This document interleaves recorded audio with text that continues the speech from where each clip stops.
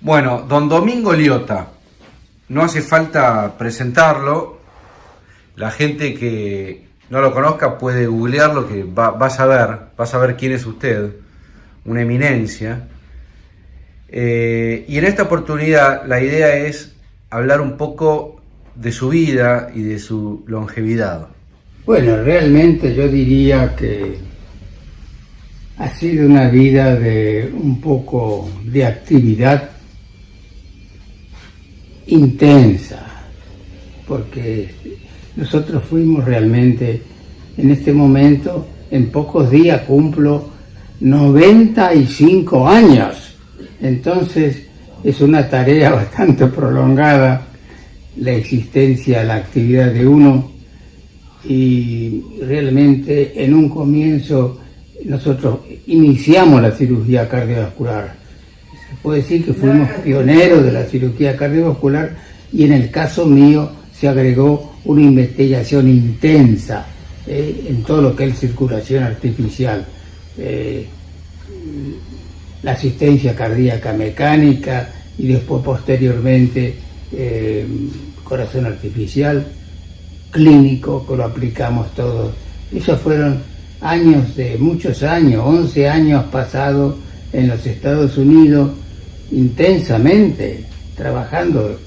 En ese momento yo era profesor asociado de la Universidad Baylor en Houston, y fueron, repito, 11 años de un trabajo intensísimo. Primero había estado en la Cleveland Clinic con el doctor Koff. El doctor Koff es nada menos el autor, el inventor del riñón artificial. Vale decir que teníamos muchas cosas en común con él. Un hombre mayor que yo, por supuesto. Era de origen holandés.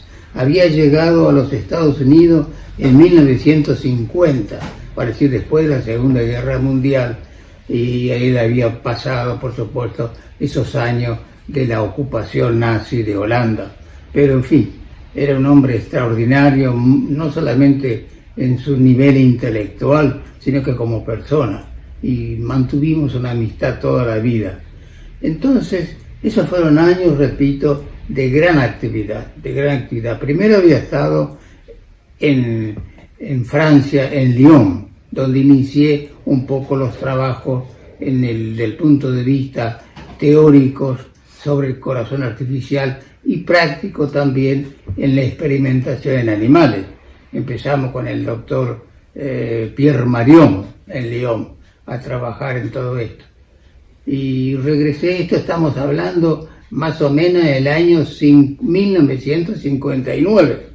En el año 60 regresé a la Argentina y trabajé todo un año intensamente con el profesor ingeniero Tomás Taliani, extraordinario hombre, un hombre que ya era un señor mayor de 70 y pico de años y abandonó todo para dedicarse a la investigación del corazón artificial. Le tomó un afecto al aspecto de investigación que nunca he visto en una persona. Abandonó todo, abandonó su actividad privada que tenía, que él se ocupaba de microelectromecánica, pequeños sistemas eléctricos y mecánicos. Bueno, y después vinieron, claro, unos 20 años muy intensos de actividad clínica en el Hospital de Clínicas cuando regresé a la Argentina. El hospital italiano de la ciudad de Buenos Aires, un hospital de una gran actividad. En aquel entonces no estaba muy bien desarrollado y nosotros insistimos mucho con nuestro trabajo y alcanzó un nivel, yo creo que importante. También trabajé esos años en los primeros años, cuando regresé, unos 5 años, trabajé en el hospital privado público Durán, el Hospital Durán, también en cirugía cardiovascular, era el director del servicio de cirugía cardiovascular, como en el hospital italiano, y fueron también muchos intensos de trabajo. Realmente en estos últimos años, unos 20 últimos años, que estoy en una actividad más reposada y más en la docencia en la Universidad de Morón. En la Universidad de Morón fundé la Facultad de Medicina. La Facultad de Medicina es un problema bastante no sencillo, porque enseñar a los chicos, realmente a los alumnos, el arte y la magia de la medicina no es una cosa enteramente sencilla. Entonces estos 20 años, un poco más, 22 años más o menos, trabajando en la Universidad de Morón, y bueno, he seguido ahí mi carrera muy tranquila. Y en este momento, en estos últimos 4 o 5 años, como vicerrector emérito de la Universidad de Morón, mi ocupación es dedicarme casi exclusivamente a la publicación de textos para los alumnos, de textos de medicina.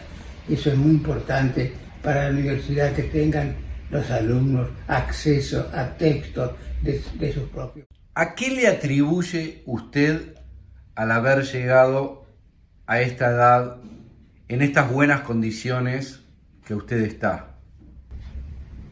¿Cuál ha sido mi...? Bueno, yo creo que es importante, en primer término, una alimentación lo más correcta posible. Segundo, ya debe de hacer hace más de 70 años que no tomo una gota de alcohol. Tercero,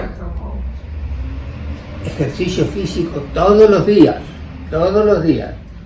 Antes hacía exactamente 1 hora de ejercicio físico entre las 8 y las 9 de la noche, que es la hora que estoy más descansada, antes de cenar.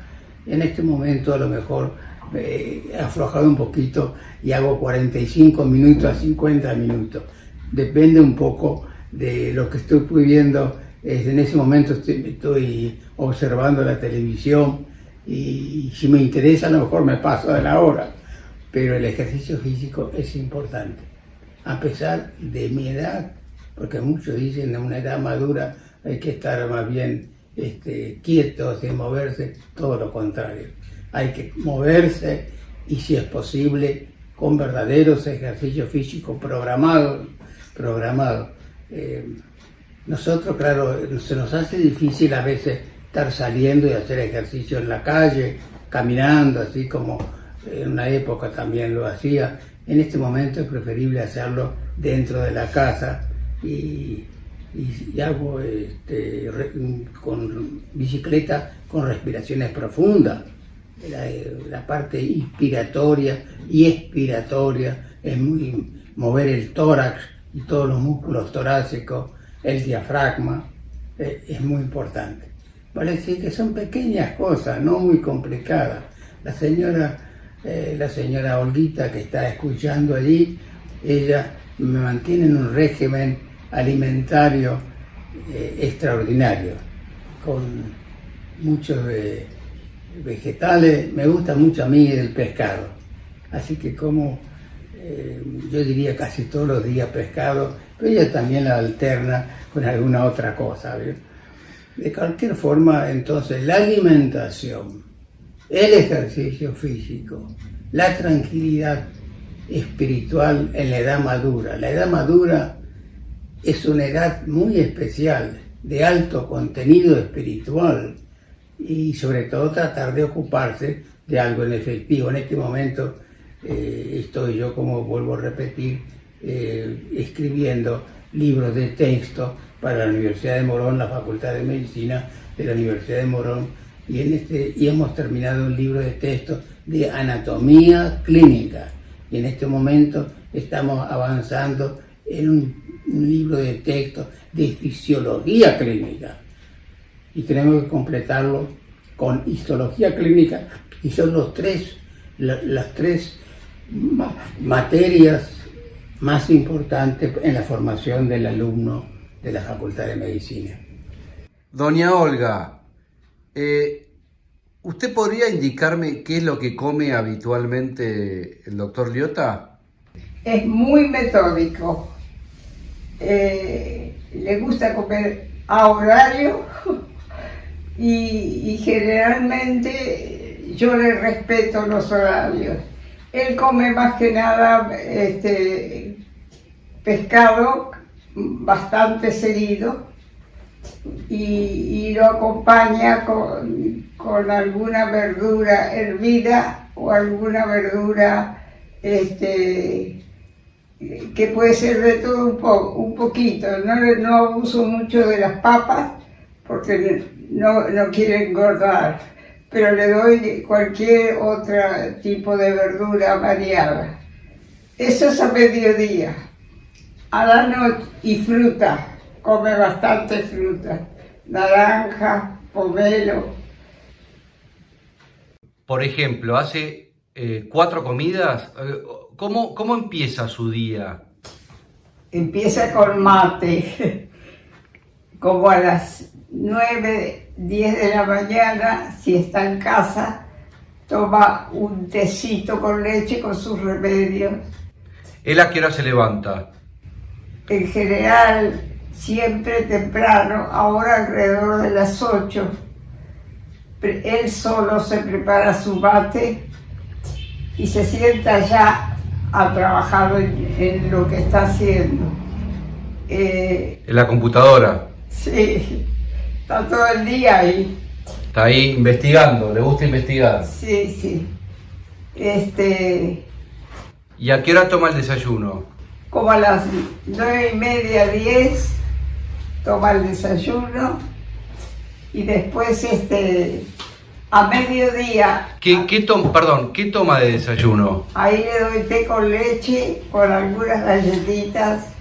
Si hay mendicrín, una tostada. Bueno, no, a él no le gusta la tostada, pero un poquito de mendicrín le ponen las galletitas. Y nada más. Eso. ¿Y al mediodía a qué hora almuerza? Al mediodía, en general, como viene tarde de la universidad, a las 2, 3 de la tarde. No, a las 2 sale, así que siempre es a las 3 en adelante. Y un poco cuando no sale, ya nos hemos acostumbrado a ese horario y siempre comemos tarde. ¿Y generalmente qué es lo que almuerza en ese horario? En ese caso, lo que le mencioné a mediodía del pescado. El pescado. Variedad. Por ahí algún sábado o domingo que viene algún nieto, yo hago una salsa con fideo y lo come también. Él come de todo, nada le hace mal, pero en especial con poca o nada de sal. Yo condimento la comida con otros productos. ¿Con qué lo condimenta? Con ajo y perejil, con orégano, con lo que tenga, yuyitos. Y eso me ayuda mucho con el problema de la sal. Ya nos hemos acostumbrado a comer sin sal. ¿Y es de comer postre? Fruta, mucha fruta. Ahora, cuando se presenta la oportunidad, come bastante postre. Le gustan las tortas, le gustan todas esas cosas. Ah, le gustan los dulces. Sí, come de todo. A él no le hace mal nada. Lo que le hace mal es mucho condimento de comida comprada. Claro. ¿Y a la hora del té?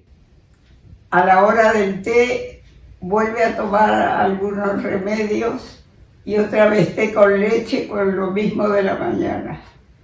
Y a la noche, eso sí, rigurosamente, porque si no la tengo, me irrita, es una sopa de verdura, toda pasada por la Austerizer. Es una sopa de verdura y una manzana. A la noche ya no come naranja. En general, sopa de verdura con una manzana. No, galletitas casi no come. En realidad, pero cuando ve otro tipo de comida le da, no tiene problema.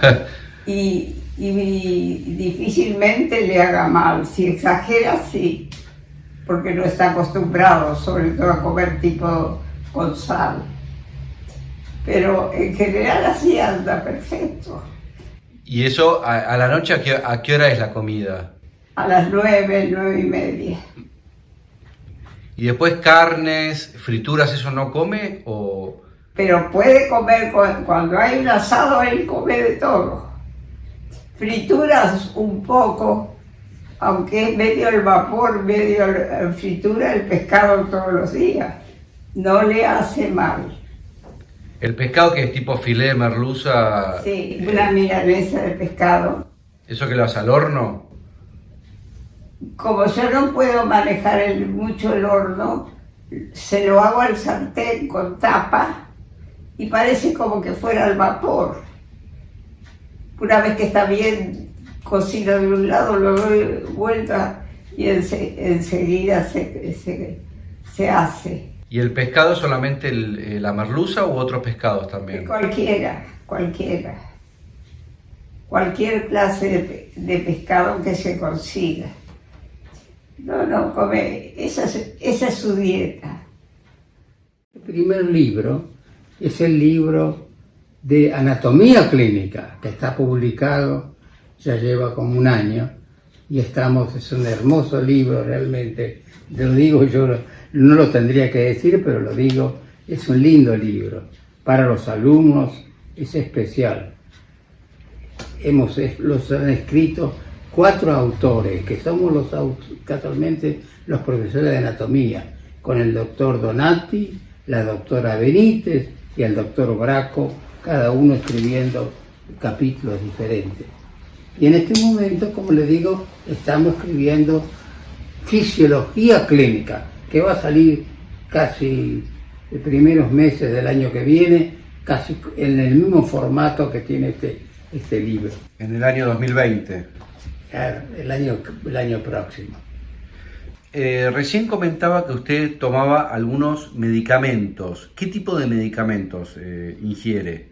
No, medicamentos, sobre todo vitamina C intensamente, como se llama Redoxon, eso, que más que medicamentos son vitaminas, específicamente 100 miligramos, que eso es una costumbre que tenemos en cardiología, 100 miligramos de aspirina todos los días, eso que los tomo yo a la mañana. Y la señora Olguita, por recomendación, porque tengo muchos hijos médicos, por recomendación de una de las hijas que me cuida, me da un diurético a la mañana. Losartán, que es un diurético suave. Y que sobre todo es importante, por eso tomar mucho líquido. Nosotros con un diurético conviene tomar líquido. A la tarde, papi. A la tarde. A la tarde. Lo que tomas a la tarde. ¿Qué toma a la tarde? Pero a la tarde son por la coagulación de la sangre, ¿cómo es? ¿Un anticoagulatorio? Sí, pero no Él tiene un marcapaso, por ese motivo toma algo especial. ¿Qué es lo que tomas? Son más bien preventivos, no por una acción, no una acción que tenga obligación. Ellos son dosis mínimas que me ha dado Graciela como preventivo, para mantenerlo a uno hipotensores generales. No, pero le pregunto porque es importante, por ejemplo, el tema de la vitamina C es importantísimo, digamos. Ya está demostrado, de hecho. Vitamina C debe hacer como más de 20 años que tomamos con la señora Olga todos los días. Redoxon tomamos dosis altas, y eso sí que es importante. Yo creo que es importante. Hay muchos trabajos al respecto. Yo tomo 6 gramos por día de vitamina C. ¿Sí? Sí. ¿6 gramos? 6 gramos. Ay, Hace 20 años. Es mucho. Desde que leí a un doble premio Nobel, a Linus Pauling, Sí. que él desarrolló todo el tema del... Pero 6 gramos es mucho. Linus Pauling tomaba 18 gramos. ¿Y Y usted sabe que... vitamina C toma? ¿Redoxón? No, pura, para no mezclarlo. Ah, pura. Sí, o en ácido ascórbico o ascorbato de sodio. Sí, sí, sí. De hecho, ya se hacen tratamientos oncológicos con vitamina C inyectable. Sí, sí, sí. No sabía que tomaba tanto. Es una cantidad alta. Nosotros solamente tomamos 2 gramos por día. Sí. Yo creo que fundamentalmente, en el caso mío, es lo que dice la señora Olga, es dieta, pero de permanente, hace muchos años, y ejercicio todos los días. Y bueno, y mantenerse ocupado. Esto, por ejemplo, de escribir libros de texto ahora en la Universidad de Morón es una ocupación muy importante, porque a uno lo mantiene. Yo me levanto temprano, me pongo a trabajar en la computadora hasta la noche, porque es una tarea bastante intensa. A sus abuelos, ¿usted los conoció? No. A la abuela nomás, a la abuelita. No, una abuela materna. Una abuela materna, claro que sí, mayor ya, que llegó con mi madre porque ellos son de origen italiano y vinieron para la Argentina más o menos después de terminar la Primera Guerra Mundial, en el 19 llegaron a la Argentina. Mi padre había llegado antes, mi padre había llegado a fines del año 1912, pero después vino la Primera Guerra Mundial y no podría llegar mi madre, y llegó recién después al final, el 19, después que finalizó, y vino con su mamá, la abuela se llamaba Carmela, tengo un recuerdo tan afectuoso como son las abuelas, y bueno, y ella falleció más o menos a mediados de la década del 30 falleció. Yo le pregunto de sus abuelos para ver si hay en su familia otros casos que hayan llegado a una longevidad como usted, digamos, ¿no? Sí. Que hayan llegado a la edad que tiene usted en este momento. ¿O usted es un caso único en su familia? No, los abuelos realmente no los he conocido. Mi padre sí. Mi padre, yo muy parecido a mi padre, en el cual era un hombre de una gran actividad. Mi padre estuvo en su infancia en un colegio religioso en Catania, pero a los 15 años se fue del colegio y a los 16 años ingresó en la Marina Real Inglesa.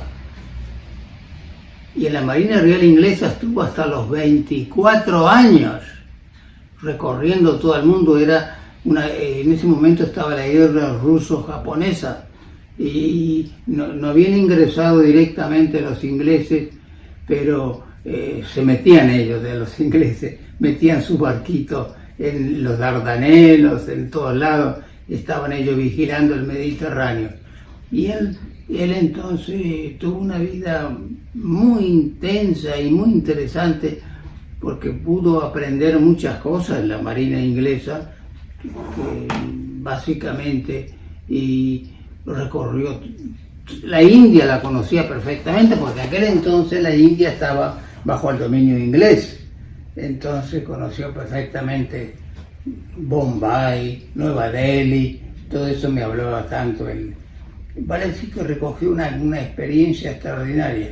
Después, cuando vino un día de paseo y la conoció a mi mamá, se enamoró de mi madre y entonces ya pensó en abandonar la Marina Inglesa, como lo hizo, y se casó. Y ahí tuvo 2 hijos, Rosario el mayor y Agatina la chica menor. Agatina tuvo una mala fortuna, como tenía 6 años, quedó infectada de la gripe española, que se llamaba en aquel entonces, a fines de la Primera Guerra Mundial, que mató 20 millones de personas en el hemisferio norte, la gripe española. ¿Qué relación tiene con lo religioso o espiritual? Yo tengo una profunda relación con lo religioso y lo espiritual.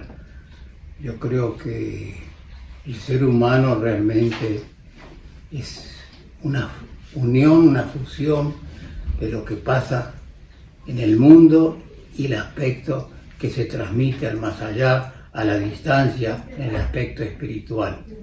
No podemos demostrarlo eso en ciencia, es indemostrable, pero es creencia, es fe, es esperanza, ¿bien? Todo eso, esperanza, fe, es realmente algo espiritual en que el ser humano cree y nosotros creemos con más intensidad. Está junto, está unido en nuestra propia vida. No podemos desmerecer esto.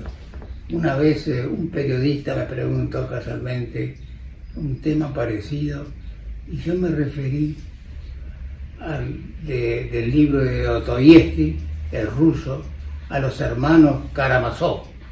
El del medio de los hermanos Karamazov era un hombre muy religioso y dijo una frase que nunca más he olvidado: si Dios no existe, todo está permitido. Si Dios no existe, está todo permitido. Para decir cualquier cosa. Y el hombre no tendría el freno social, moral, espiritual que tiene y que debe tener en el transcurso de su vida. Es una frase increíble. Si Dios no existe, todo está permitido. No existe en nuestra propia conciencia. Eso le agregó después Dostoyevski. El hombre es una cosa muy especial en el momento que puede hablar. Es el único ser en el mundo, en nuestro planeta, que puede hablar. Eso ya es un paso increíblemente en el sentido de lo que estamos hablando espiritual. No es una cuestión de estudio ni de ciencia, habla en forma natural. ¿Usted se considera religioso? Yo no me considero yo religioso en forma personal. Realmente no concurro, pero por razones de que vivo mi propia vida y mi propia espiritualidad. No concurro a lo mejor muchas veces a la iglesia. A veces me lleva mi señora, doña Olga o alguna de las hijas, pero no es que estos que concurren continuamente a la iglesia como una, un acostumbramiento. No, esto, lo mío es una cosa, yo creo que intensamente personal. Es el interior de uno, y pasan los años y más se va acercando a todo eso, porque también depende mucho de los años de su vida. A la edad que tengo yo, uno se acerca mucho hacia la parte espiritual intensamente, creo. ¿Cómo ve la política hoy en día en la Argentina? Bueno, yo creo que tenemos toda la esperanza puesta en Alberto Fernández, que va a ser un buen presidente. Ojalá que sea así, porque de una vez por todas el país lo necesita en forma fundamental. Si usted me quiere preguntar un poquito más en el aspecto de salud pública, yo creo que Fernández, el presidente electo, debería pensar más que en buscar gente que le ponga, nuevos aparatos y que invertir en dinero. Tiene que pensar en crear el Sistema Nacional de Salud y la Carrera Sanitaria Nacional, que fueron dos leyes que nosotros en la tercera presidencia de Perón trabajamos junto con el general Perón. con el presidente Perón, trabajamos juntos y salieron las dos leyes del Sistema Nacional Integrado. Se llamó Sistema Nacional Integrado de Salud porque integramos todos los bloques políticos en ese momento. La Unión Cívica Radical, la izquierda, el socialismo, todos los integramos con colaboradores y así salió, más o menos en un año de trabajo intenso, salió el Sistema Nacional de Salud. Y las dos leyes fueron derogadas por el gobierno militar, una pena tremenda porque nunca más se compuso un sistema de salud en el país. Estamos de un lado para otro. Yo creo que ese sería el primer paso que debería preocuparse el presidente electo. Yo creo que es un hombre que piensa bien. Yo creo que hace mucha falta eso para poder después ingresar todo lo que sean sistemas agregados, sobre todo la inclusión de sumas de dinero. Si no existe eso, seguimos con lo mismo. El Sistema Nacional de Salud se ocupó extensamente de la gente más pobre, de la gente que menos tenía. Eso es lo que más nos preocupaba con el presidente Perón. Vale decir, no era para el que tiene una obra social que no tiene problemas, está en una etapa superior. Eso era para la gente realmente, la gente que más lo necesita, que es la suma más importante, y en este momento quizás es lo que más estamos sufriendo en el país, la gente que más tiene que llegar al hospital público. Entonces, el asunto es mucho más sencillo, concentrarse en el hospital público una vez que tengamos un sistema nacional y una carrera. La carrera sanitaria nacional incluía todo, enfermeros, técnicos en salud, a todos los que colaboran realmente en problemas de salud, ya sean médicos o no médicos. Una pregunta. Usted en la tercera presidencia de Perón, ¿qué cargo ocupó y cómo fue su relación con el general? Bueno, era secretario, en la tercera presidencia de Perón, secretario nacional de Salud Pública con gestión de ministro. Cuando el presidente Perón me mandó mucho tiempo afuera a presentar casualmente el Sistema Nacional de Salud, me mandó primero a Ginebra. Apenas habíamos terminado, ya estábamos listos para mandarlo al Parlamento, me dijo, todavía no, quiero que lo presente en el orden internacional. Era un hombre de una gran experiencia él. Entonces lo presenté en Ginebra en la época de la Guerra Fría. Entonces un Sistema Nacional de Salud en ese momento fue visto con mucha atención en Ginebra, en la Organización Mundial de la Salud. Y estando en la Organización Mundial de la Salud, me llega un comunicado del presidente Perón, dice, no venga a la Argentina, vaya primero a Israel. Y eso fue el 10 de mayo de 1974, que fuimos acá con la señora Olga también lo recuerda mucho eso, llegamos a Israel a presentar el Sistema Nacional de Salud y todo lo que habíamos hecho avanzado en ese aspecto. El presidente era Efraín Katzir, el cuarto presidente de Israel, que fue el que nos recibió y a quien en todo momento presenté yo los trabajos sobre el Sistema Nacional. Y después regresé y me dijo el general, pero ahora véalo, quiero que lo vea al doctor Ricardo Balbín. Y me mandó dos veces, no una vez, dos veces a hablar con Ricardo Balbín y a explicarle, me dice, infórmele al doctor Balbín todo lo que estamos haciendo. Para decir, esa fue una cosa realmente extraordinaria del presidente en este tema de salud pública. Esas son cosas que debería realmente preocuparse en este momento, y después que tengamos un sistema nacional en marcha, ya es muy fácil mejorar y quizás poner dinero en diferentes sistemas, sobre todo en el hospital público. El hospital público es fundamental para la gente que menos tiene, es que no tiene un sistema privado de salud. Es fundamental el hospital público, y que poner el hospital público de la mejor forma posible. Usted que lo conoció bien a Perón, cuente alguna anécdota con él, algo interesante, cómo era como persona. Bueno, yo lo conocí en la tercera presidencia, lo conocí personalmente, aún antes que fuera presidente, lo conocí desde España.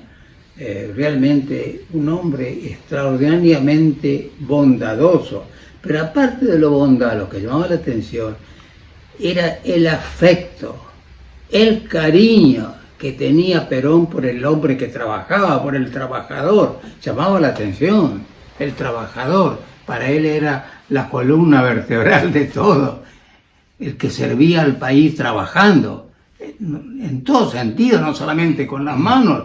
Nosotros también en nuestro trabajo cultural, lo que usted está haciendo también como periodista en su trabajo, él lo estimaba muchísimo, trabajar para el país. Entonces, eso lo absorbía, pero lo absorbía de tal forma que realmente, así que yo tengo un recuerdo más que grato de la vida de él y, como le digo, de su experiencia en cómo manejar las cosas, y esa amistad que él desarrolló con gente que no eran peronistas, por ejemplo, Ricardo Balbín. Y esa frase de Ricardo Balbín nunca me olvido, cuando falleció Perón, que nosotros estábamos ahí en el Parlamento.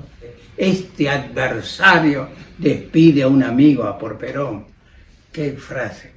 Porque claro, habíamos frecuentado y tenía la oportunidad, una larga charla con el doctor Ricardo Balbín, porque Ricardo Balbín tenía muchos amigos en Entre Ríos, Echeverre, Tibiletti, todos eran amigos de él que habían sido gobernadores de Entre Ríos. Y yo claro los conocí, pero era cuando era chico, a los gobernadores. Él me preguntaba también por los gobernadores, le digo, mire, cuando hablé con él, ya habían fallecido, habían pasado muchos años, pero él tenía un recuerdo por todo eso. ¿Quién era un hombre extraordinario? Ricardo Balbín, extraordinario, un hombre sensato, de juicio, muy serio en todo su quehacer. No llegó a ser presidente de la nación, pero tenía todos los méritos para ser presidente de nuestro país. Y así lo creía también el presidente Perón. Le hago una pregunta. ¿Usted fue médico personal de Perón? Personal de Perón y responsable por disposición parlamentaria de toda la actividad médica con el general Perón. Como yo era el ministro de Salud Pública, el secretario de Salud Pública con rango de ministro, así me catalogó Perón. Entonces era responsable de toda la actividad médica. ¿Y qué afecciones tenía Perón? El general Perón tenía muy poca afección miocárdica, muy poquito, más bien respiratoria.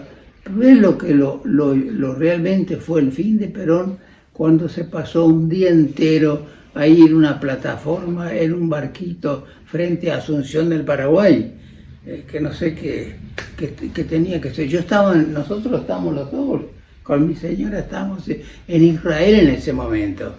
Estaba en Israel, porque fui muchas veces a Israel después a arreglar. Él me pedía que fuera a hablar con uno, con otro y arreglar. Tenía especial interés el general Perón de una muy buena relación con Israel. Y nosotros estábamos en Israel.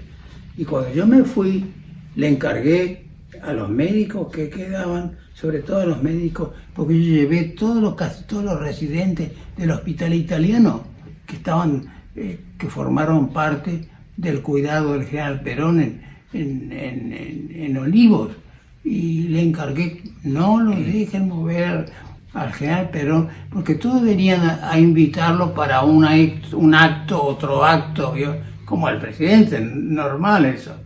Querían la presencia del general Perón. Y entonces nos llegó un telegrama cifrado de la señora, de la esposa de él, de Isabel. Nosotros estábamos en Jerusalén cuando llegó, que por favor volviera, si podía, lo antes posible, porque estaba muy enfermo general Perón. Y efectivamente, ese día no teníamos avión y lo tomamos al otro día, porque no había, al otro día, y llegamos inmediatamente. Y él entonces, ahí en todo el día que pasó ahí, mientras desfilaban barcos, el presidente Stroessner le hacía desfilar, qué sé yo, de todo lo que podían desfilar ahí del Paraguay. Él se pasó en la plataforma mientras llovía y se tomó una bronquitis tremenda, una afección respiratoria que lo llevó poco a poco a la situación que llegó al final. Que al final hizo una insuficiencia renal que hubo que empezar a hacerle perfusión peritoneal, pero él tenía como, no era un hombre mayor, era un señor de, creo que tendría unos 78 años. Más o menos. 78. Me parece que tenía 78 o algo parecido el general Perón cuando falleció. ¿Él tenía alguna enfermedad crónica? ¿Era de Él cuidarse? había sido operado de pólipos renales, vesicales, pero había quedado muy bien, había sido operado en España. Ahí estaba muy bien, muy bien. Él tenía algunos trastornos que también yo lo consulté porque le dije, mire, yo soy cirujano cardiovascular, vamos a consultar con un cardiólogo. Le dije a Perón, me dijo, sí, cómo no. Y lo consulté al doctor Cosio, Pedro Cosio, que lo conocía mucho por el hospital italiano. Le operábamos nosotros los enfermos a Cosio. Y Cosio la tenía con su electrocardiograma, que tenía pero no tenía nada realmente definitivo. Lo que pasa es que la afección respiratoria, eso lo hizo que empezaran a fallar otros sistemas, como el renal. Él tenía una pequeña, pero como una persona mayor, que a veces nosotros necesitamos darle algún diurético para que orinara un poquito más. Pero eso no es una afección seria, eso fue una pena tremenda, porque la muerte de Perón después sobrevino el gobierno militar con lo que pasó en todos esos años. Realmente una cosa. En aquel entonces tenemos 6 hijos y eran bastante jovencitos y tenían muchos amigos jóvenes. Hay que ver los amigos de nuestros hijos. Eran chicos, por suerte. ¿Cómo desaparecieron? Los amigos de nuestros hijos, ¿cómo desaparecieron por completo? No se lo encontraron más. Una cosa realmente que es imposible de admitirlo nunca más en nuestro país, nunca más. Por más que se hable de esto, de lo otro, eso es inconcebible, ¿vio? Digo, volviendo al tema de Perón, él era de cuidarse, hacer actividad física, cuidarse con las comidas, etcétera. Perón nosotros lo tenemos bastante corto en ese sentido, sobre todo con la alimentación. Él estaba un poquito en el aspecto de ejercicio. Él decía que caminaba mucho, bueno, lo hacíamos caminar un poquito, porque él había sido, cuando estaba en el ejército, era de infantería y era un oficial que, por supuesto, el infante está en la marcha permanente. Vale decir que él cumplía bastante bien con todo eso, cumplía bastante bien. Venían a veces, como vio el presidente, recibía a veces visitas de gente del interior del país que venían, qué sé yo, a hacerle un asadito, bueno, esas cosas que pasaban. Y se tomaba una copita. El presidente vio, un presidente de la nación se ve expuesto a muchas cosas que a lo mejor no son tan convenientes para su salud o por lo que él piensa, porque todos vienen a llevarlo a un lado o a otro. Yo me acuerdo que cuando se inauguró algo, yo le decía, presidente, usted no se mueva de acá. Y yo entonces, no, váyase, porque me mandaba al hospital italiano a operar. Pues váyase, porque él quería que yo lo veía todo, mientras estuvo en el país, todos los días lo veía a la tarde a Perón, porque él se reconfortaba, ¿vio? Como un enfermo, no enfermo, él se sentía muy bien y se ponía a conversar conmigo hasta las 12 de la noche, hasta 11, 12 de la noche, en la cual él mismo me decía, bueno, váyase, que mañana tiene que trabajar temprano. Entonces, quiero decir que, claro, ellos se ven muy expuestos a gente que los visita y los invita y los lleva y de un lado para otro. ¿Usted lo conoció, el doctor Hipólito Barreiro? Pero de nombre, ¿quién es Hipólito Barreiro? Porque él decía que le había curado la próstata a Perón. ¿Que lo operó de la próstata? No lo operó, le curó la próstata. No tenía nada en la próstata, que era el Perón. Está confundido con pólipos vesicales, que se operó en España. Cuando llegó acá Perón ya estaba operado. Doña Olga, la flamante mujer del doctor Liotta. ¿Qué se siente estar juntos? Porque usted también, usted ya casi tiene 90 años. ¿Qué se siente estar juntos tanto tiempo? De todo en tanto tiempo. En este momento es una felicidad increíble de la que gozamos, haber llegado a esta edad, tener toda la familia sana, los hijos, los nietos, que más un pasar que nos ha permitido vivir bien y ayudar sobre todo de la familia al que lo necesite. ¿Qué más se puede pedir? Usted se siente afortunada. Exactamente. Pero más afortunado me siento yo de tenerla a esta señora. Lo único que han pasado muchos años, 61 años. Pero vea usted, hace 60 años era una preciosa señorita. Nunca señora. Pasable. Pero, claro que han pasado muchos años, ha cambiado un poco. ¿Hacen alguna actividad juntos? ¿Comparten alguna actividad juntos? Difícil porque el problema mío físico son los huesos.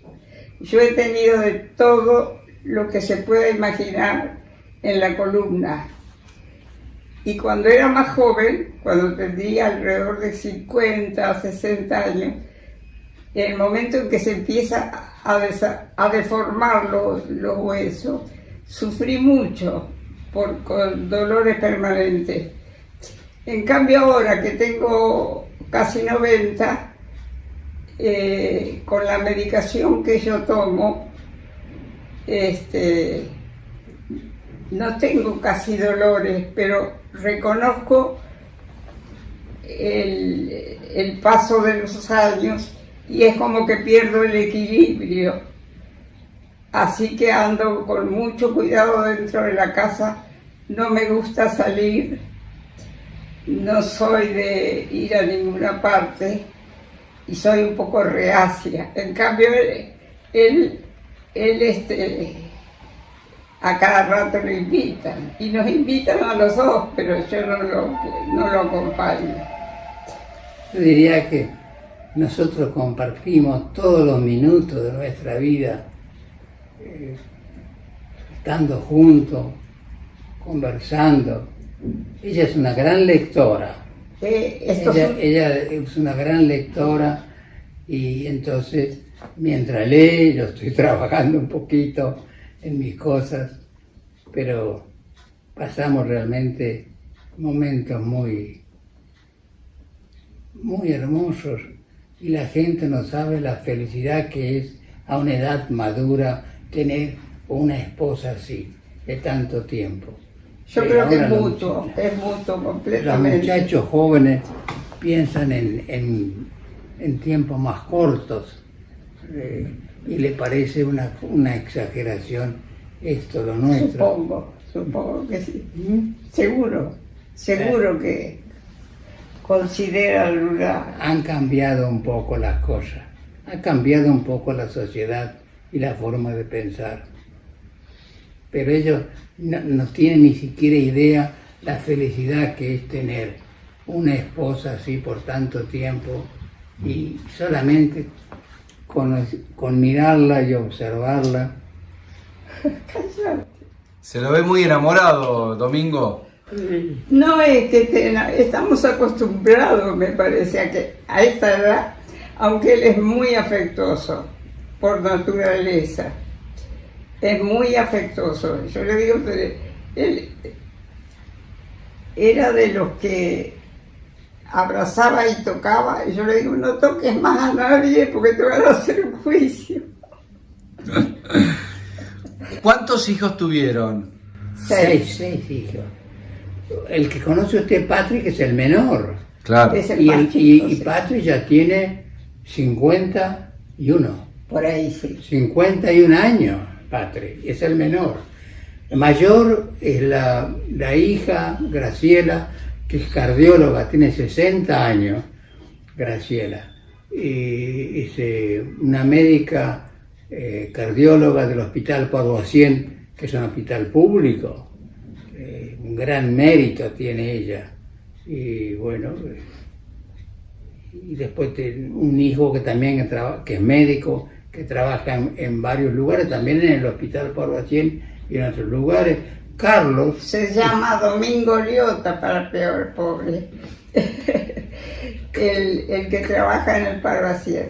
Carlos Liotta está en... 4 de estos 6 hijos nacieron en Estados Unidos, en Houston, y tienen nacionalidad de Estados Unidos, estadounidense. Y Carlos, que tiene nacionalidad de Estados Unidos, trabaja como médico en Estados Unidos desde hace muchos años. Ya lleva muchos años trabajando. Como 20 ya. Y después la otra hija, ella también está en la parte médica. No es médica, pero es recibida también de... Olga. Sí. Y casada con un médico. Casada con un médico. Y con 2 chicos. 2 hijos. Y uno de ellos con médico. 2 nietos. Él influyó mucho en los sobrinos, en toda la familia para que estudiaran medicina. Y algunos pobres cometieron el error, porque no todos son... nadie tiene la voluntad y la constancia que tiene él para el trabajo. Él vive para el trabajo, esa es la verdad. Porque hace algo que le apasiona. Claro, hace lo que le gusta, es lógico. Y por eso es feliz y por eso hasta se olvida de que, qué sé yo, yo estoy segura que nunca ha tenido ningún problema amoroso con nadie. Seguro que no, es muy difícil, pero es muy afectuoso, era muy afectuoso con las secretarias, con la gente que colaboraba con él.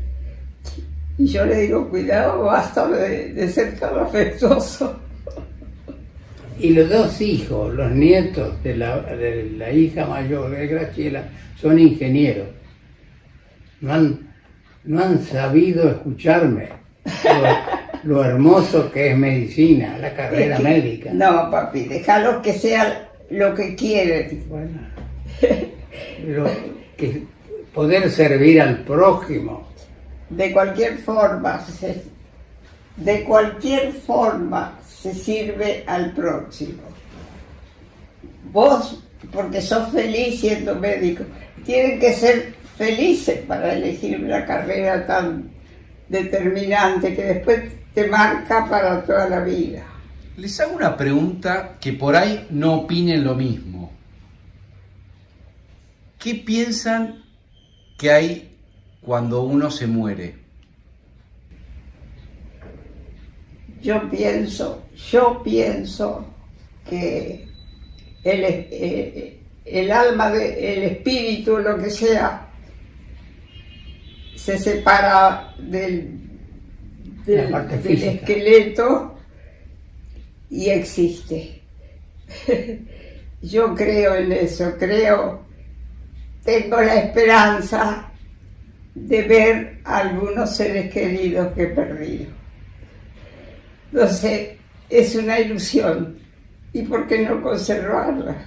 Qué esperanza más grande, por ejemplo, para mí, sería reencontrarme con mi madre, con mi padre, con mi abuela, con toda mi familia, con esa chica que no conocí, la Agatina, que falleció en Italia, nunca la conocí yo.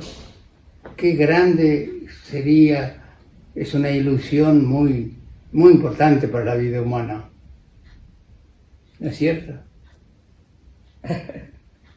Y con el papá de Olga, que era un hombre tan serio, tan educado, tan afectuoso, que yo lo conocí bastante, un poquito antes de casarnos y después cuando nos casamos, que estuvimos en la capital, acá en Buenos Aires, esperando. En aquel entonces, ¿cuándo nos despidió? En aquel entonces no había tantos aviones, viajábamos en barco. Nosotros viajamos en el Federico C. Yo le agradezco muchísimo al matrimonio Liotta por esta charla íntima. Usted sabe que ha sido uno de los médicos más importantes que sacó nuestro país. Y si fuera posible, me gustaría, para terminar, que le deje un mensaje a los niños de hoy en día, a los niños que van a ser el futuro de nuestro país. Bueno, los niños, los jóvenes, los infantes, los adolescentes, es el futuro de la Argentina. Lo más importante de todo es la educación.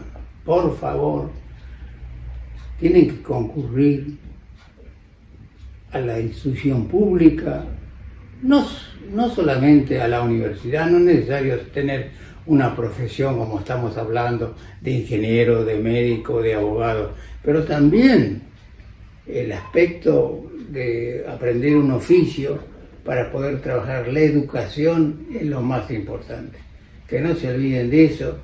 Y por otro lado también la salud pública a esa edad es muy importante prestarle especial atención, porque esa edad realmente es irreparable, no se compone más si hay un defecto en la línea de alimentación. Por eso esta tarea que está realmente emprendiendo el presidente electo es de una gran importancia, es una cosa fundamental.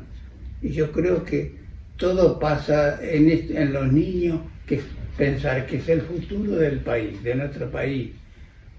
Nosotros, la gente que vino en la inmigración, por ejemplo, en fines del siglo XIX, primeros meses del siglo XX, tenían los inmigrantes que trabajaron de sol a sol realmente, pero tenían una sola ilusión, una gran ilusión de mandar a los hijos a estudiar y sobre todo enviarlos a la universidad. Y así se creó la República Argentina, su clase media, profesional en la República Argentina con esos hijos que fueron a la universidad pública. Yo fui a la Universidad Pública de Córdoba. Mis hijos, algunos de ellos, fueron a la Universidad Pública, todos de la Universidad de Buenos Aires. Para decir que la educación, la preparación, sea profesional o sea un trabajo, pero manual o lo que sea, es importantísimo.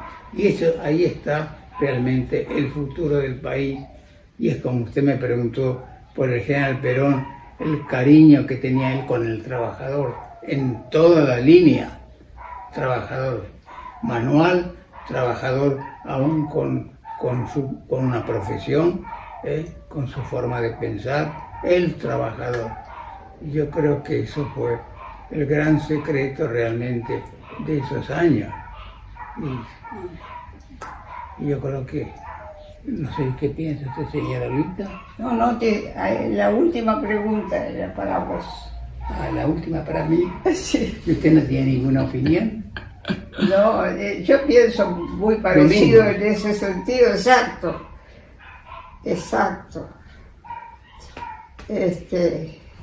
Muy bien.